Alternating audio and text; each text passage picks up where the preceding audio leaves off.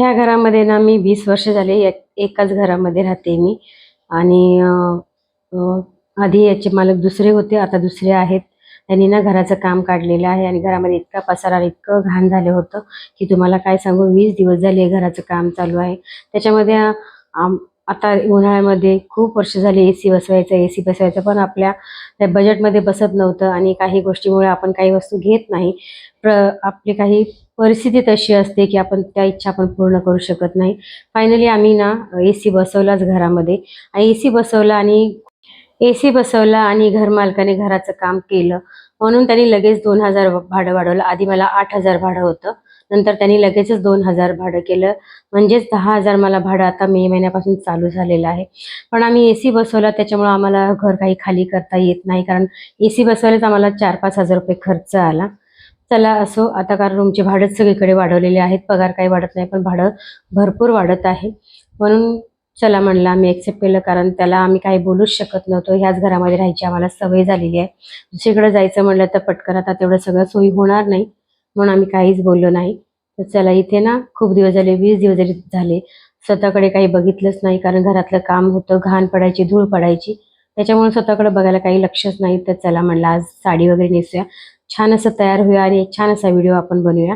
तर इथे ना साडी खूप चुरगळली होती. आज मला ही साडी नेसायची होती. ह्याला इस्त्री करून घेतली छान अशी मस्त. आणि सगळं व्यवस्थित, सगळं घरातलं पण काम झालं होतं आणि मला जेवण बनवायचं, मला माझ्यासाठी जेवण बनवायचं होतं.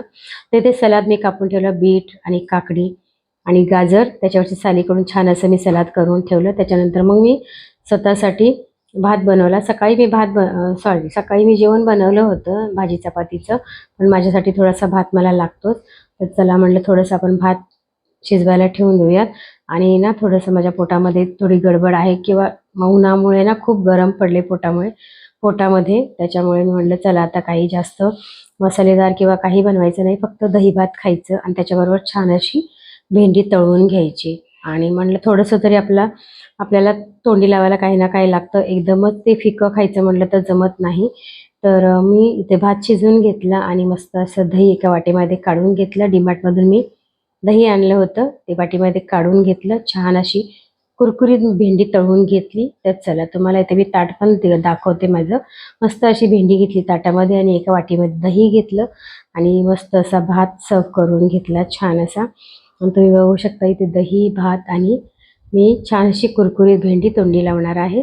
तर माझे व्हिडिओ ना तुम्ही कुठून बघता, म्हणजे कुठल्या शहरातून किंवा गावातून बघता, ते मला तुम्ही प्लीज नक्की कमेंटमध्ये सांगा.